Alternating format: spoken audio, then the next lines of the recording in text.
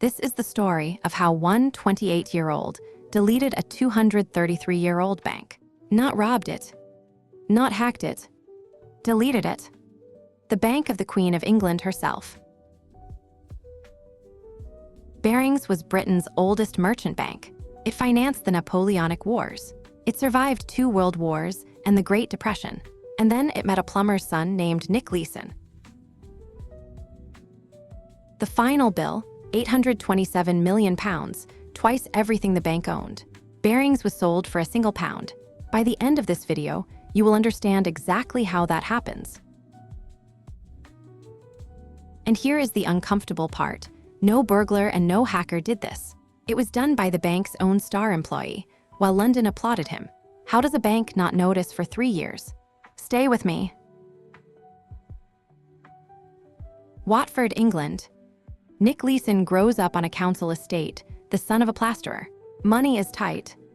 The glass towers of London are 30 kilometers and 1 entire universe away.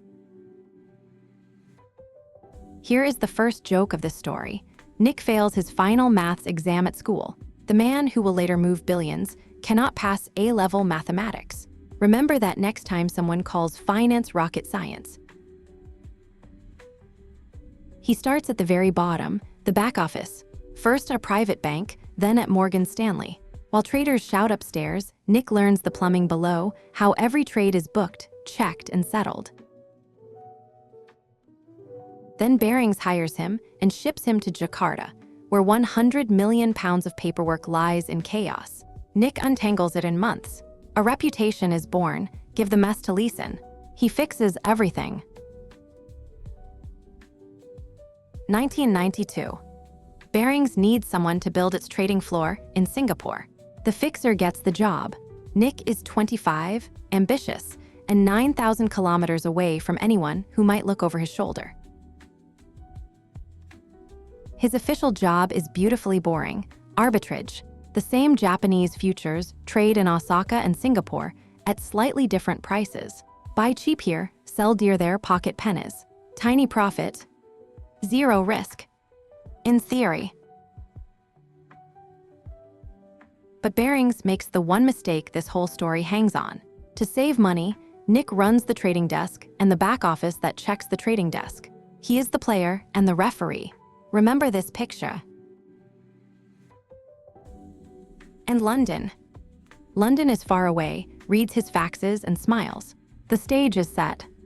Now all the story needs is one small, human, completely ordinary mistake. First meet the arena, the Cymex pit. Striped jackets, screaming voices, orders flying by hand signal through the roar.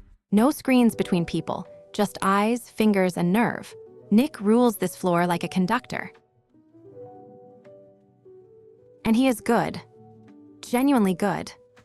Barings Singapore posts profit after profit, and Nick becomes the golden boy of the exchange. Big apartment, long nights, the expat dream in the world's cleanest city. The pay grows with the legend. Salary, then bonuses, climbing year after year toward £500,000. The plumber's son from Watford has arrived. There is only one problem with legends. They must never stop. Because behind the smile, the machine that will eat Barings has already started running. It began, as promised, with something small, ridiculously small. July 1992. A junior on Nick's team confuses buy and sell on a customer order. Cost of the slip, £20,000. Standard procedure is simple, report it, book the loss, move on. But a reported error would dent the golden boy's shine. So Nick slides the loss into a forgotten error account instead. Account number 8888. Just for a few days, he tells himself, just until he wins it back. In Chinese culture, 8 is the luckiest number there is. 5 8s in a row, maximum fortune. That account will end up swallowing more money than the entire bank is worth. The universe has a sense of humor. And hidden losses have a rule. They never stay alone. New slips happen, as they do on every trading floor on Earth. But now each one disappears into the drawer instead of the daily report. The drawer begins to fill. To empty the drawer, Nick uses the oldest bad idea in gambling: double up. Lose 10, bet 20. Lose 20, bet 40. One win erases everything. Casinos have a name for the people who try this. They call them broke. And sometimes, this is the cruel part, it works. A lucky streak nearly closes the hole. Nick almost stops. Almost. Then one bad afternoon rips it open again, twice as deep. The doubling machine never lets you leave at even. By the end of 1993, Account 888 quietly holds over 20 million pounds of hidden losses. For scale, that is more than Nick's entire floor officially earns. The legend and the truth now live in different universes. Which universe does London see? The one Nick types. Remember, he is his own referee. Every evening the trader reports fantastic profits, and every evening the auditor, the same man, confirms them. Applause echoes back by facts. Better yet, London keeps wiring money. Margin for the huge client positions, they believe. In truth, Barings is mailing fuel to its own fire, hundreds of millions of pounds, sent politely on request to the man burning them. Does nobody in London ask how pennies per trade arbitrage suddenly prints tens of millions? Barely. The chairman calls the Singapore profits amazingly easy money. Rule of finance: profits you cannot explain are risks you cannot see. The double life has a price. Days as the roaring king of the pit, nights as a bookkeeper of his own catastrophe, faking spreadsheets until sunrise. He later described it simply: I was drowning and I kept smiling. Now, did no alarm ever ring? Oh, they rang. 3 times loudly. And 3 times, the story of the genius fixer smothered the sound. Watch how close this came to ending early. Alarm 1, an internal audit in '94 states the obvious: one man must not run trading and settlements. The recommendation is noted, filed, and forgot. The player keeps his whistle. Alarm 2, the Singapore Exchange itself writes letters: your margins look strange. Nick answers with charm, confidence, and beautifully faked numbers. Case closed. Politeness, it turns out, is a security hole. Alarm 3, the wildest. Auditors find 50 million pounds simply missing. Nick builds a fake confirmation letter at 2 in the morning. Scissors, glue, and a fax machine. A top accounting firm accepts it. 50 million. Glue stick. End of '94. The drawer hides 208 million pounds. Winning that back with pennies is impossible. So Nick reaches for one final, monstrous idea: a bet that the market will simply stay calm. The tool is called a straddle. Translation: Nick sells storm insurance on the Japanese market in both directions. While the sky stays calm, premiums flow in and the hole shrinks. If a storm comes, unlimited payout. And because the hole is enormous, the bet must be enormous. Nick sells insurance in industrial quantities, positions worth billions, resting on one assumption: that Tokyo's market moves nowhere. For 2 calm weeks in January, it works. Then comes the morning of January 17th, 1995, 5:46 a.m. Beneath the sleeping city of Kobe, the ground begins to move. The Kobe earthquake kills more than 6,000 people and levels parts of an entire city in 20 seconds. A national tragedy, and thousands of kilometers away in a Singapore office, the storm one man had bet could never come. The Nikkei drops. Every point down detonates more of Nick's insurance. The hole doesn't grow by millions per week anymore. It grows by millions per hour. And now the doubling machine gives its final order: buy. Nick starts buying Japanese futures by the thousands. One man trying to push an entire national market back up with borrowed money. He is literally betting against an earthquake. London, still blind, wires whatever Singapore requests. In the final weeks, more than £700 million. Nobody at headquarters adds the numbers. The bank is transferring itself, piece by piece, into the drawer. February 23, 1995. The losses cross £800 million, double Barings' entire capital. There is no bet big enough anymore. Nick stares at the screen and does the only thing left. He prints a note, leaves it on his desk, takes his wife, and boards a plane. The note says 2 words, "I'm sorry." He is 28 years old, and he has just deleted a bank. That night in London, the numbers finally refuse to add up. Executives open the Singapore books and find the drawer. The hole is not a problem to manage. The hole is the bank. Over the weekend, the Bank of England begs the city to rescue Barings. Every bank looks at the still falling market, does the math on unlimited storm insurance, and steps back. When Tokyo opens on Monday, it is over. Barings, financier of empires, Bank of the Queen, is bankrupt. 233 years of history, ended by a drawer in Singapore. The shareholders lose everything. And the man responsible, currently sunbathing. A Dutch group buys what is left, the name, the offices, the people, for exactly £1 plus all the debts. £1. The Queen's Bank, gone for less than the newspaper that reported it.